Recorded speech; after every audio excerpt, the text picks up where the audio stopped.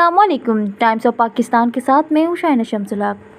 हर साल की तरह इस साल भी अज़ीमुश्शान मिलादुन्नबी सल्लल्लाहु अलैहि वसल्लम रैली का एहतमाम मुहिबान औलिया मदरसे की जानिब से किया गया।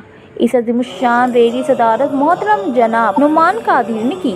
रैली का आगाज़ कोरंगी नंबर 1, कोरंगी नंबर 2 से होता लांडी नंबर 6 तक पहुँचा, जहाँ पर कैंप लगाई गई और लोगों ने रैली का पुरतपाक इस्तकबाल किया। मोहम्मद नुमान कादरी ने रैली से खिताब करते हुए कहा कि हम ता क़यामत अपने आका और मौला सल्लल्लाहु अलैहि वसल्लम का मिलाद मनाते रहेंगे। उन्होंने मज़ीद कहा कि नमाज की पाबंदी लाजमी करें और उन्होंने तमाम रैली के शुरका का शुक्रिया अदा किया। फ्रांस में की गई गुस्ताखाना खाकों के खिलाफ रैली के शुरका में शदीद गमो गुस्सा भी पाया गया। रैली का इख्तिताम कोरंगी 4 नंबर बाबा गंडे शाह के मज़ार पर हुआ।